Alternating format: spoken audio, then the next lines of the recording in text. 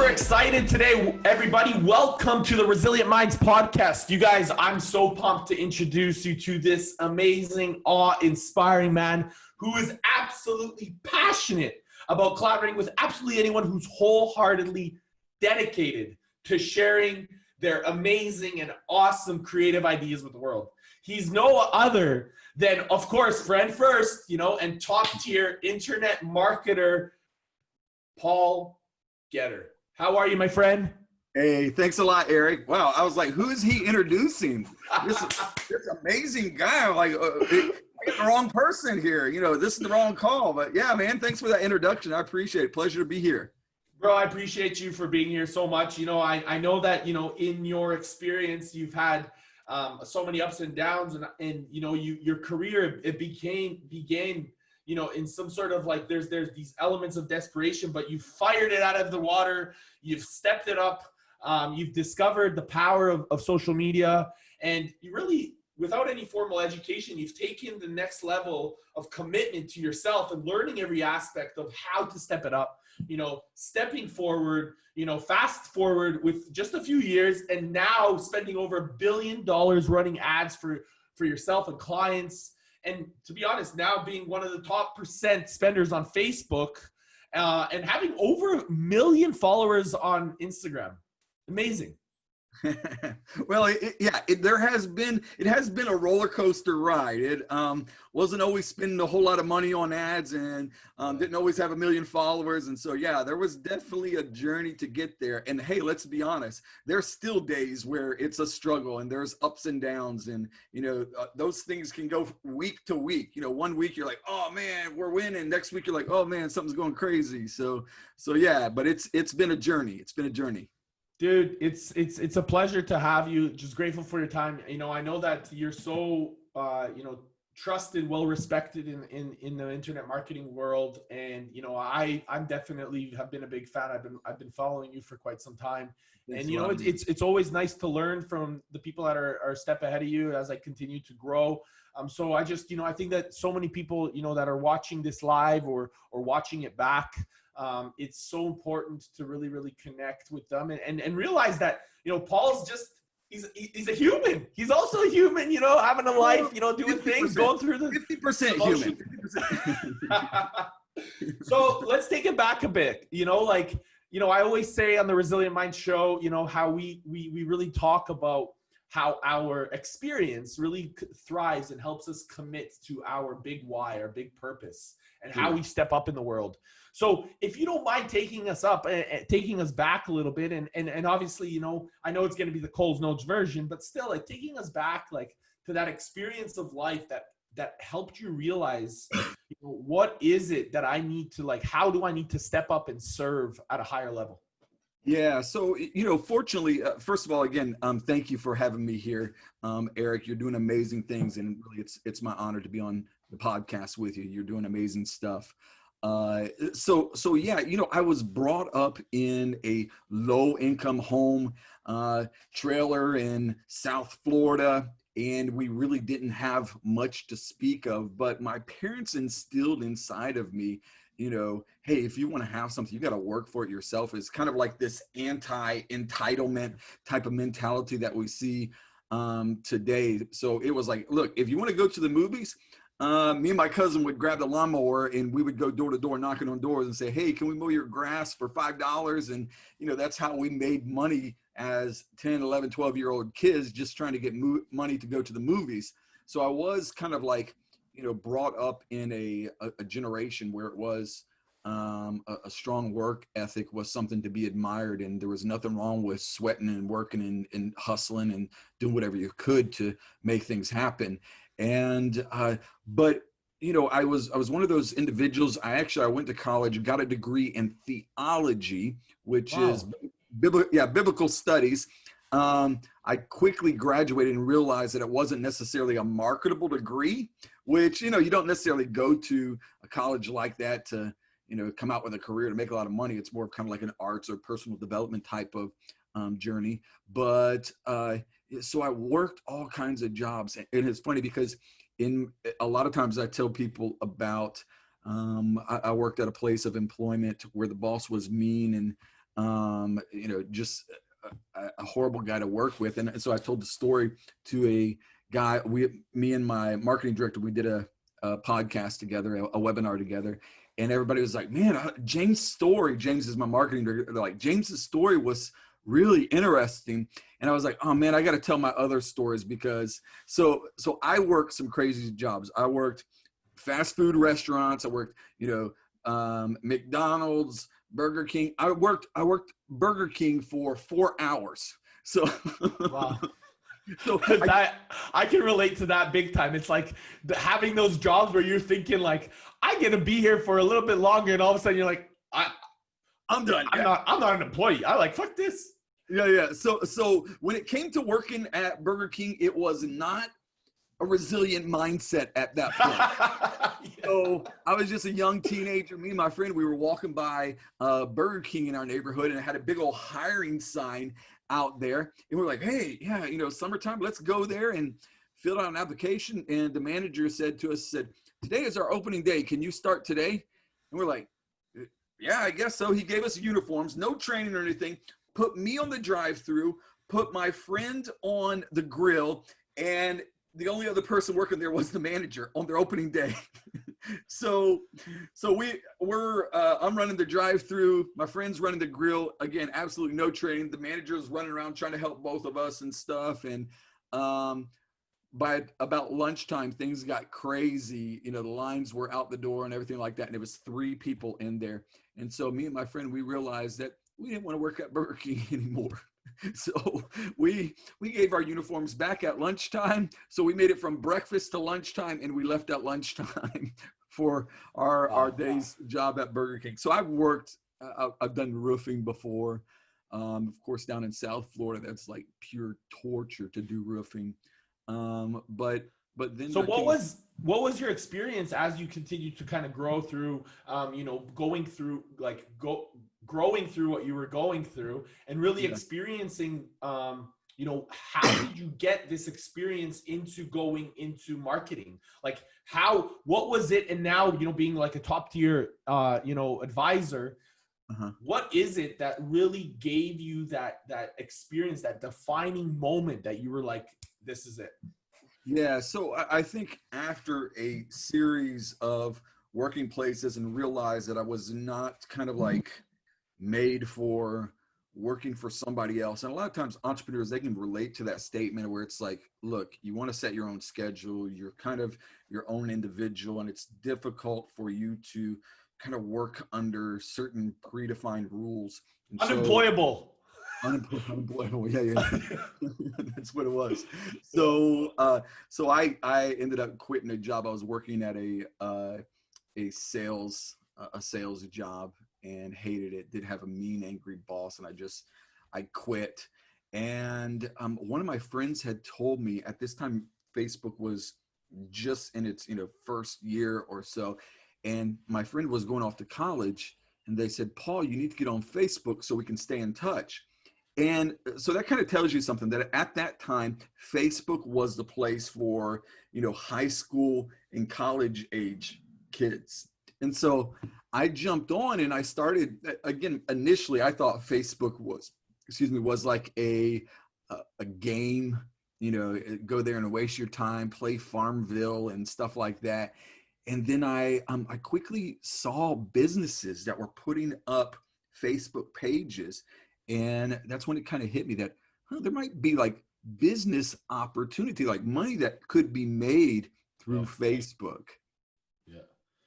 Yeah. Wow. And then that's amazing. So you saw, how long ago was this? How long did you start seeing that vision? Because you were an early adopter, right? Yeah. So it was like the first year that Facebook came out, whatever year that was, 2008, somewhere around there.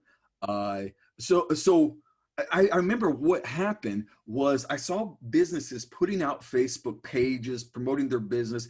And at that time, it was kind of like it was very unusual, because then it was people were initially just building websites for their businesses. And that was like the thing that was up and coming, was a website for your business. But then I saw some innovative businesses were making pages. And so I set up a page for our church, a Facebook page for our church. And I remember one time I went to church and there was a family there and I was like, oh, hey, your first time here? Where'd you hear about us? And they said, oh, we saw your information, your page on Facebook. And then it was like a light went on, like, these are real people. They came through Facebook.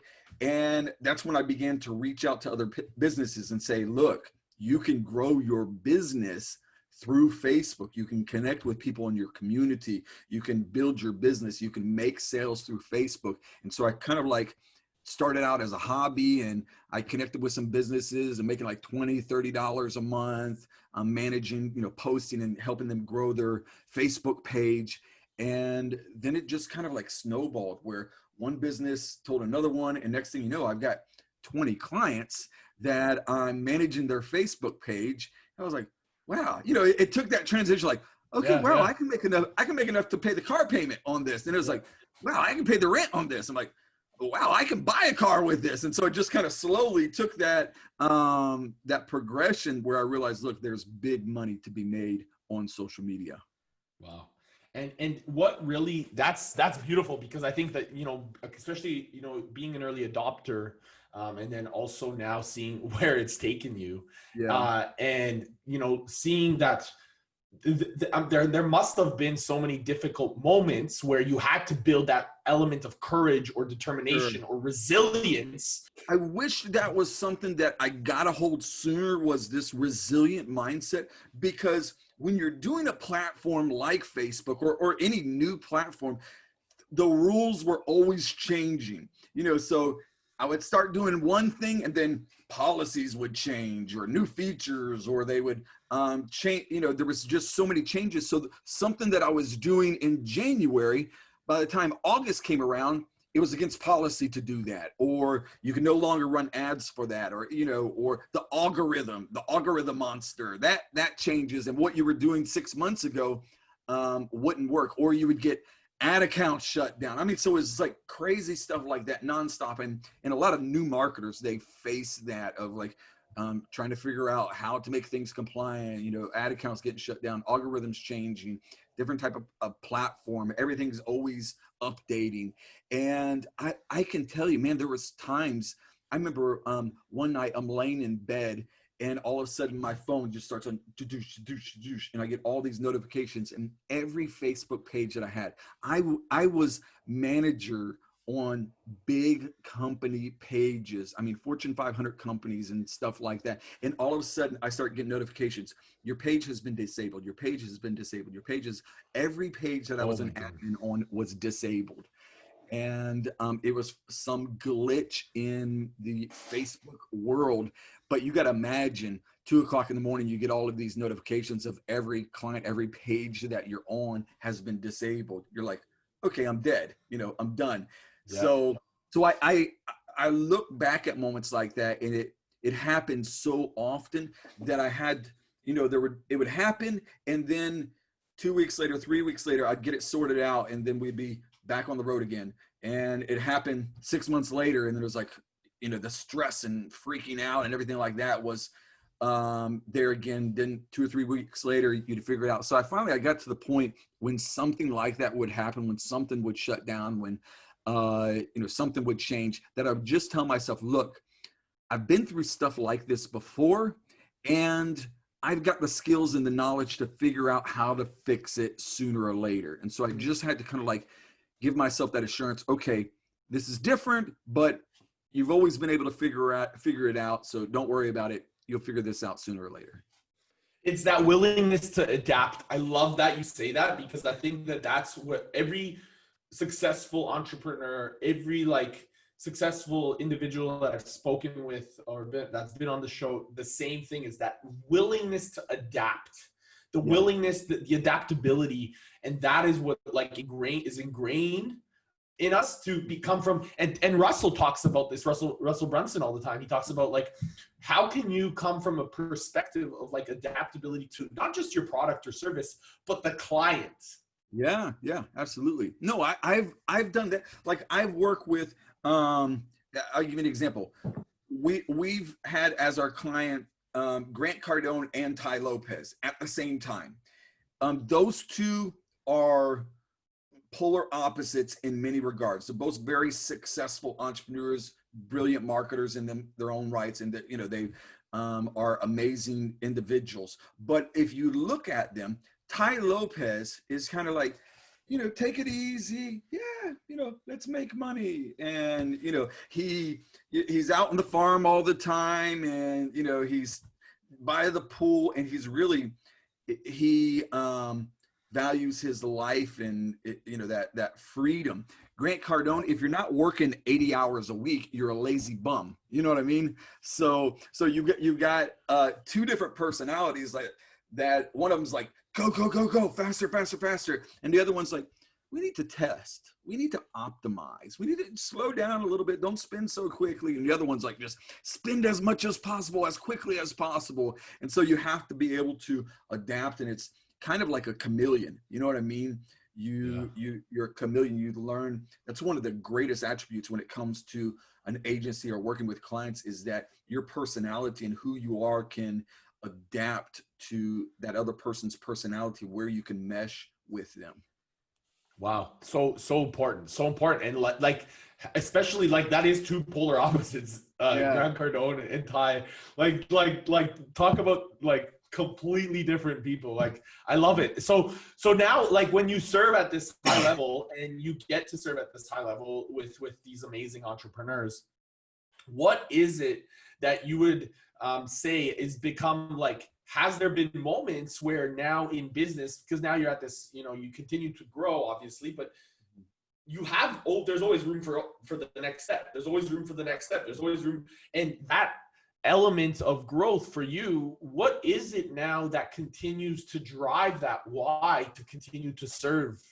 Yeah. So great question. I think that a lot of entrepreneurs can relate to this, and we all go through seasons of our entrepreneur experience. And there's, you know, that season where it's like the grind, just, you know, make as much money as possible. And you're like just in the trenches and stuff. And, you know, your goal is to make as much money. And it's very, you know, you're putting numbers to measure your success.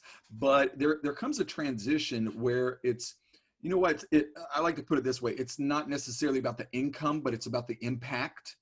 And when you realize, like, one of my greatest joys now is to help other people become successful, whether it's coaching, consulting, you know, working with them, training them, and seeing them successful. You know, I've worked with individuals that, you know, 2 years ago, they were making $600 a month, and now they're CEO of a multi-million-dollar company that they've built. I have students that I've coached that were making $40,000 a year. Now they're making $40,000 a month.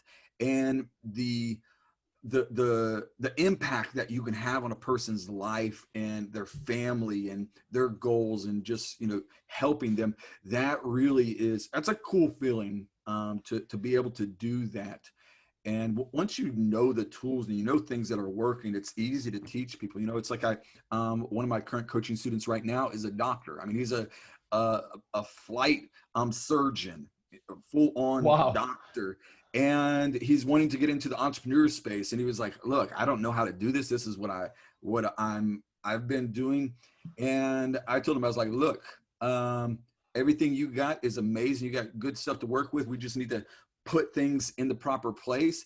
And actually, before we jumped on this call, he was sending me a text message. It's like, bro, the third week into coaching, I've already made back what I paid you in coaching from what you've taught me. So it's something, whether it is I've coached students, 17-year-old boy that was in high school, and he had some money to invest that he got from an inheritance or something like that. And his parents said it was okay. I coached him. And in less than a year, I took him from a high schooler that just had some money to invest in coaching to building a six-figure business online. So it's something that the tools, the skills, and what to do can really impact and help people in an amazing way. I think it's so important. And obviously your experience, right? So you have a proven system, a proven map, a proven approach, right? So that we can, continuously overcome and help those that are, a couple steps behind, or, and then learn from the people that are a couple steps ahead. I always believe that. And Tony Robbins, he always says, model somebody that is literally giving you and where you want to be, getting the results that you want to achieve, so that this way you have a clear path to success. Yeah. So I think that that's fundamental, and it's amazing what you're doing, Paul. And I think that's, is so important. So if you could tell somebody, maybe if it was even yourself 10 years ago, 10 years ago to Paul, or somebody that's starting right now, what would you tell a 10-year younger Paul, or a person that's starting to? Yeah. So a few things. Number one, get a mentor. That's number one. You've got to get a mentor. Like you said, find someone that you want to be like them in 10 years and connect yourself with them. Now, there's a couple ways that you can get a mentor. Number one, you can pay to get access to them. You can pay their coaching, their mentor fee. Or you can volunteer your skills to them and say, hey, look, I'm a graphic designer, I'm a video editor, this is what I do. I want to work for you. You don't have to give me anything. I just want to work for you. And what that does, if they say, yeah, that's cool, we can do that, it gives you access to them, and you can see what they're doing, and you can, you're in their circle. And so it gives you that closer access that just by being around them, you can learn from them vicariously just by being connected to them, and do a good job. They'll introduce you to other people, and they'll help open those doors for you. So number one, get a mentor. Number two, put yourself out there and build relationships. When you understand that relationships are so much more important than revenue, no matter how much money you make, you can never put a price tag on relationships. Relationships are invaluable. Like right now, if something happens and I lose everything, I'm connected with Eric, and I can say, hey, Eric, bro, man, can you help me out? And because I got a relationship with you, you know what I mean? Absolutely, absolutely. And it's obviously, I don't build relationships because what I can get out of it, but I understand the value of having relationships with people. When I first got started in internet marketing, I was, this guy that just sat behind a computer, did my work, and told nobody what I did, and nobody knew who I was or anything. And then, I started working with some very successful people, getting amazing results, and they started pulling me out. They're like, hey, this guy is the guy that is doing stuff for me, and have me come speak at their masterminds or conferences. And, there would be days where I'd be on Instagram, and all of a sudden I'd get 100 messages from people. And I'm like, why are you guys messaging me? And they're like, oh, Ty Lopez was at a conference and he was talking about you. And I was like, wow, amazing. And so I realized, when I first got started, I did stick to myself. I didn't go to conferences. I didn't build relationships. I didn't have a network of friends and business partners and, relationships like that. So I limited my growth. But when I put myself out there and started going to conferences, started going to events, masterminds, and things like that, my growth accelerated at that point.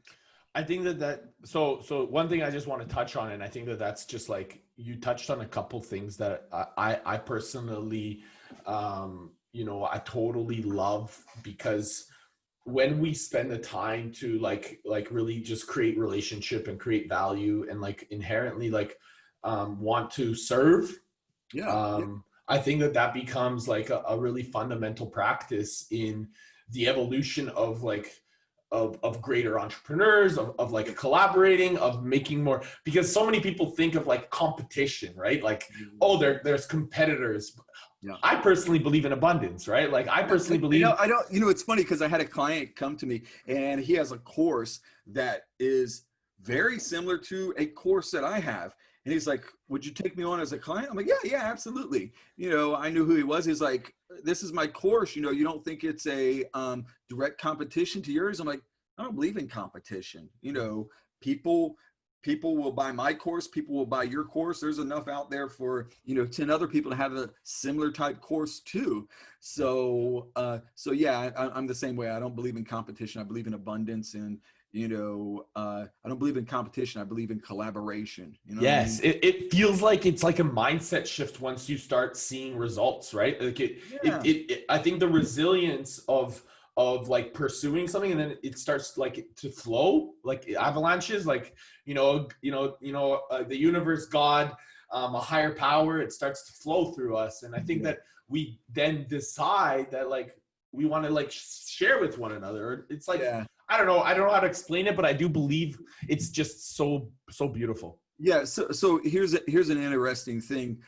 Reaching back to my degree in theology, Yeah. I am a Christian. I have Yep. faith in God, but there is a universal principle in all religions, in all belief, of reaping what you sow.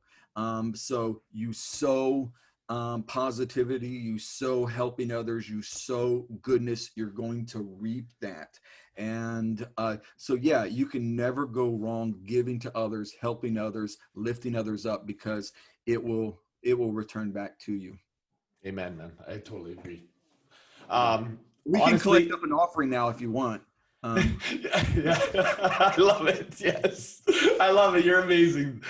So tell me, Paul, like, going back to the process. So the process of, Russell kind of talks about it too.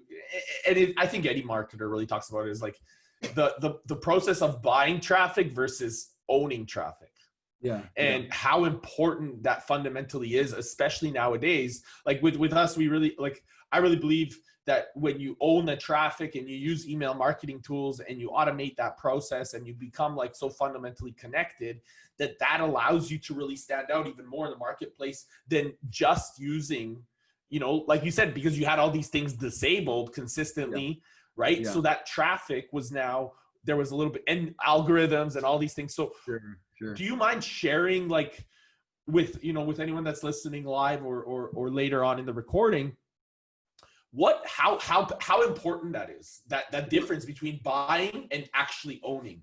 Yeah. So here's the thing. It comes down to understanding the value of personal branding. Personal branding is owning. You know what I mean?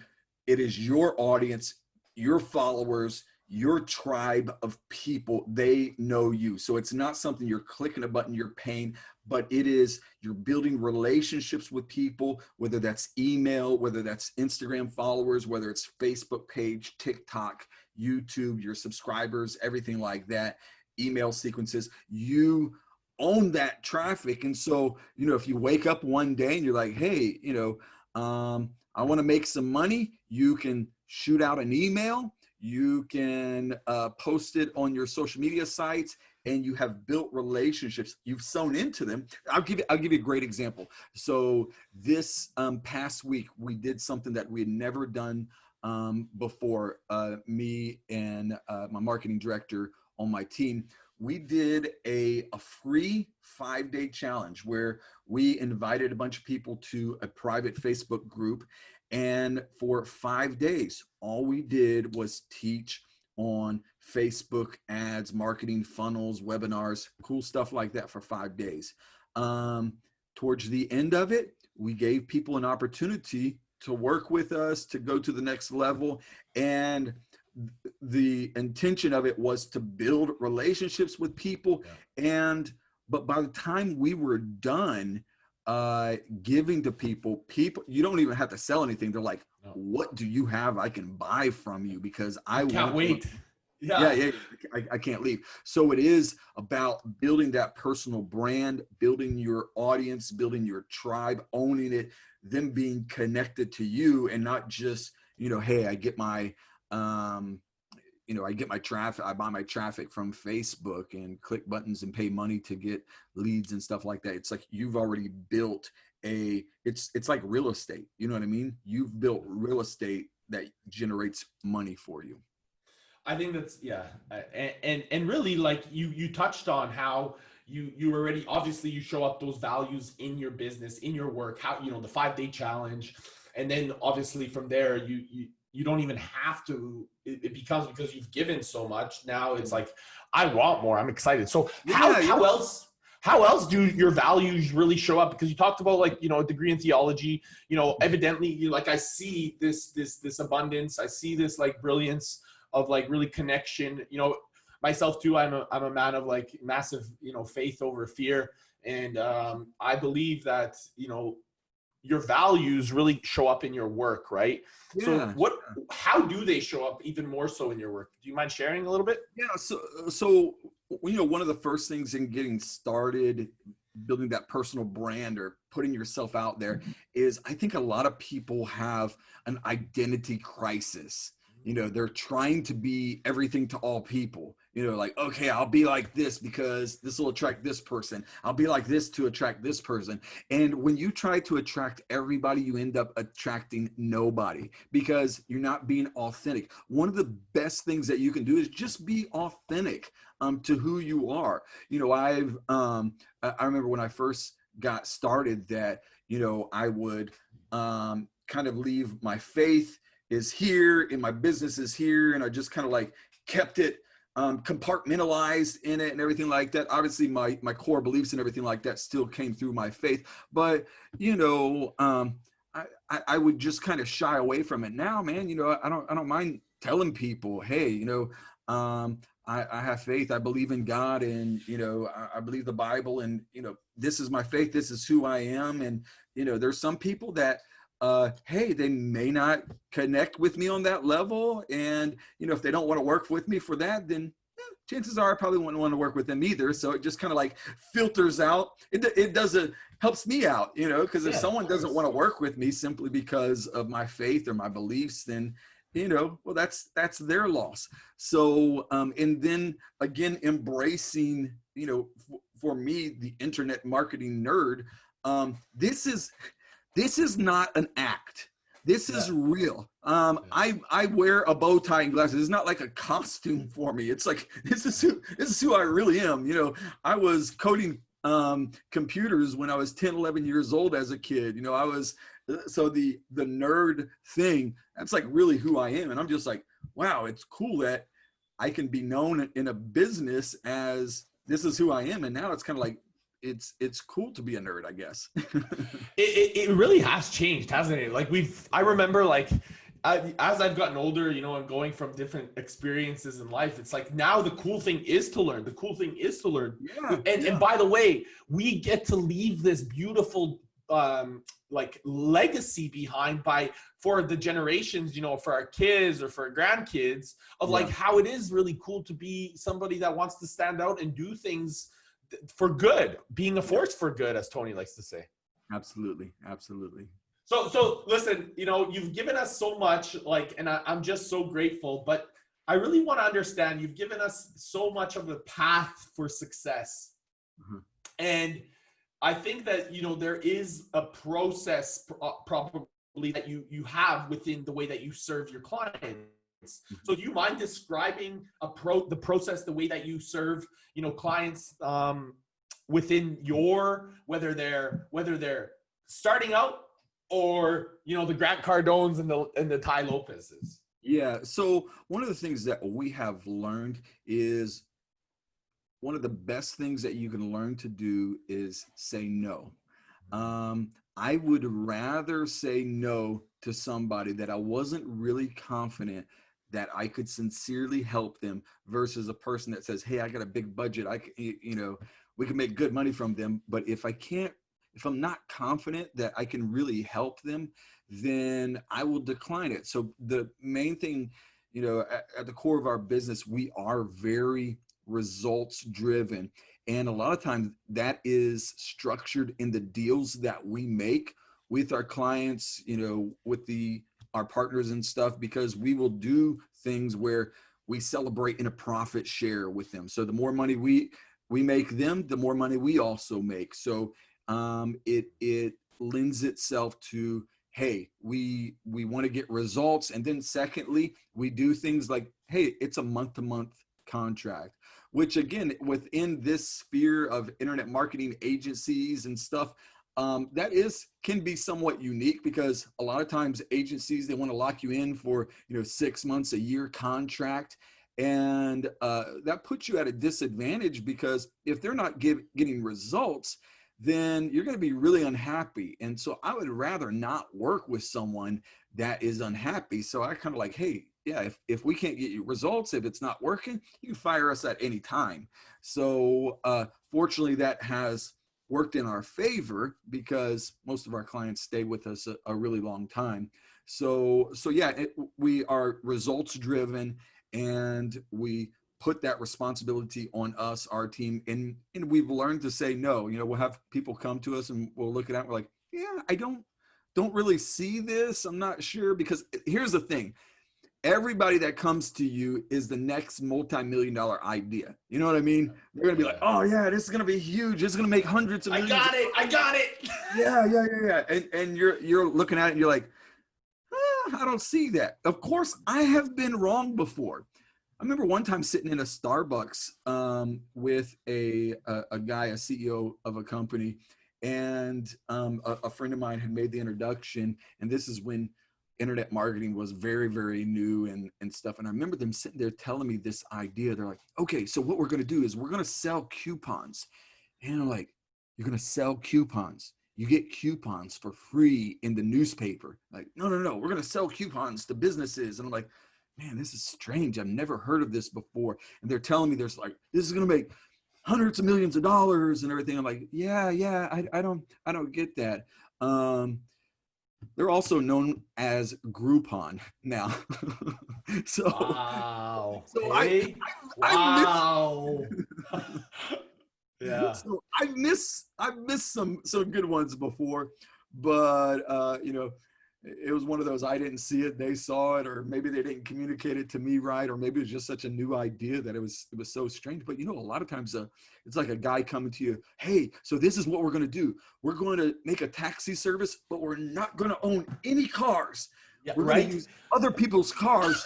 We're going to build a hotel franchise, but we're not going to have any hotels. We're going to use everybody's house. We're going to let people rent out their own house to complete strangers. So you got to imagine being in conversations like that. You're like, okay, strangers are going to stay in my house? No. Yeah. But now we've got Uber, we've got Airbnb, we've got Groupon, so a lot of crazy ideas have turned into, you know, billion-dollar companies. So, and you really nailed that. Like, it's crazy how like some of these thought processes, because what we believe as to be, and it really becomes a paradigm shift, right? So how many times do we have to shift that paradigm? And we're seeing it being consistently done now, even with the current climate and what's going on with, you know, COVID and all these different scenarios all over the planet. But the cool thing is now, what else is possible, and what we don't even understand. We don't know what we don't know, right? So what do you think, Paul, is why do you think why do you think, what is one reason you would say people fail? Well, I maybe lack of instruction and direction. You know, I think it would go back to the knowledge of it. A lot of times people fail because fear of taking that risk. Because again, a lot of great ideas, a lot of great businesses, they involve an element of risk. And I see a lot of times entrepreneurs are, you know, the guys that would be bungee jumping, you know what I mean? They would be doing the extreme sports, but they find the adrenaline in taking risk for their business and things like that. So I think that risk, I tell people like this, when it comes to being an entrepreneur, like if you got a 9-to-5 job, and I'm all for people having 9-to-5 jobs because, well, they work for me, you know what I mean? And I appreciate that. But for an entrepreneur that is not, doesn't fit that mold, it's kind of like this. For a 9-to-5 job, you always have a net. You know what I mean? You always have a net. So, you know, next Friday you're going to get a paycheck. You know, you're going to get vacation days. You know, you kind of have that. But you also have a ceiling where you can only go so high, and you're kind of limited. Even if you get all the way to the top, well, that's the top. You're done. And but when it comes to an entrepreneur, you have no safety net. So you don't know if next week you're going to get a paycheck or not.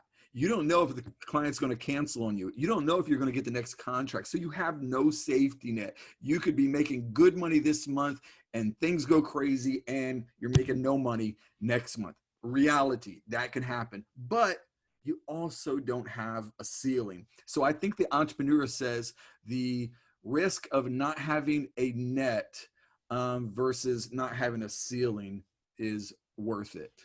Yeah, I agree. I agree. And I think that that's, if we stay consistent to it, it becomes, the ceiling is, it's limitless. It's limitless. Yeah, yeah, absolutely. Absolutely. So bro, before we, I just want to respect your time anyways, but I wanted to, if anybody, that's listening to you for the first time, that anybody that wants to get in contact with you, or know a little bit more even about some of the things that you're doing, what is the best way to connect with you or any of your courses, anything like that? And I'll make sure that I also add them into the show notes, Paul. Yeah, absolutely. So easiest way is give me a follow on Instagram, send me a DM. My Instagram handle is Paul. That's it. Just Paul. Verified account, have, as you mentioned, over 1 million followers. So you should be able to find me pretty easy. So give me a follow on Instagram, send me a message. I'm always in there. My personal website is paulgetter.com, GETTER.com. You can find out all about me, previous podcasts, all of our courses, and all that fun stuff. Beautiful. And actually I have two questions because one is one that I always ask everybody, and the other one I really just wanted to, for anybody that's interested, including myself, how was this meeting, because you've connected with huge individuals all over the internet marketing world, but I would love to know, the energy and the feeling of connecting with Mr. V, Gary V. Yeah. So I have even told him this, that before meeting him, I did not like him. Of course, if you listen to his video, it's every other word was the F-bomb. And, so I didn't give him a chance. So it was kind of one of those things where I listened to a video. I'm like, oh man, I couldn't get past his language and just that New York vibrato.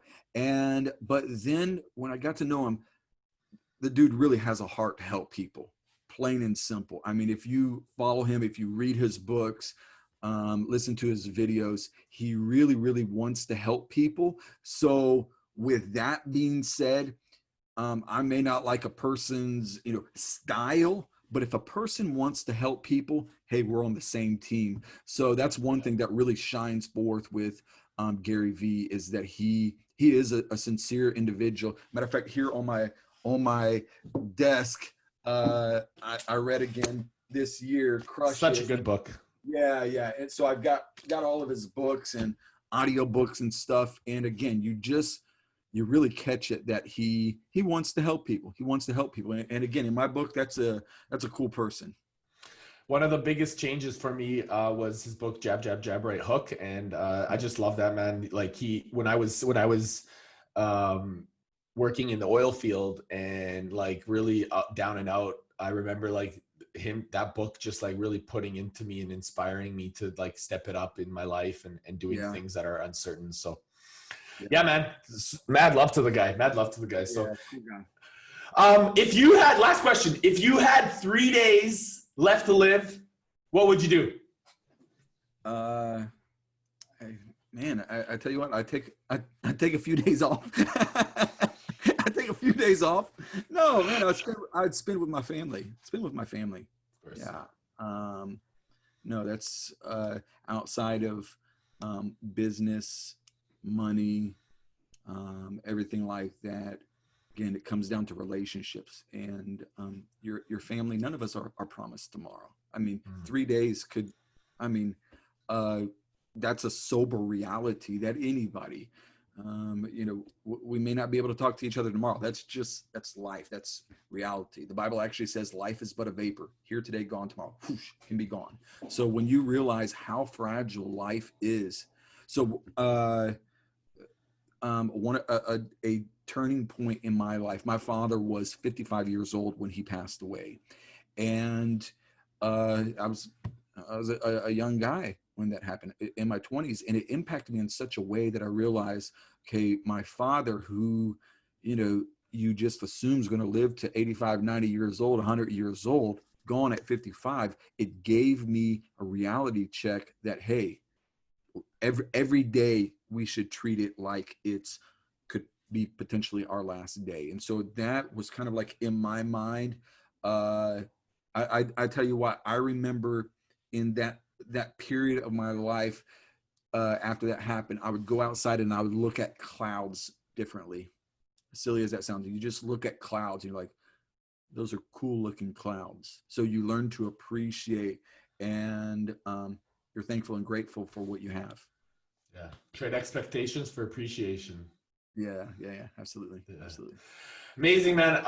Paul, I just want to say thank you for coming on. I'm super grateful for your time. Super grateful that with all the abundance of knowledge that you shared with the listeners and anybody that's listening live. And just thank you, man. I know that you're a busy guy. I know that you got lots of things going on, and just massive gratitude. With that being said, is there anything that you just want to share? Any final thoughts? So if you haven't had a chance, you can check out my brand new book that I just released a few months ago, 27 Online Side Hustles. This is like a really passion project of mine. People would come to me and they'd say, hey, Paul, can you teach me how to do what you do? I'm like, you got about a year or two. I can teach you, a little bit of it. But I realized what they were saying is, hey, Paul, can you teach me how to make money online, to do, have freedom and stuff? And so I put together this book of 27 online side hustles that just kind of like helps people find stuff that really works, not like, fill out 5,000 surveys and make $5, but, real ways, whether it is a Facebook ad agency, drop shipping, e-commerce, stuff like that. This is kind of like a recipe book for things that really work online. So 27sidehustles.com. Okay. Yeah. So that's what I was just going to ask is what's the 27sidehustles.com. Right. Yep. Perfect. And I'll have those in the show notes as well. It's a free book. You just cover shipping. Boom. Yes. And you know how us marketers do. I love it. Again, Paul, blessings. Thank you so much. Blessings to you, bro. Thanks a lot, man. We'll connect again soon.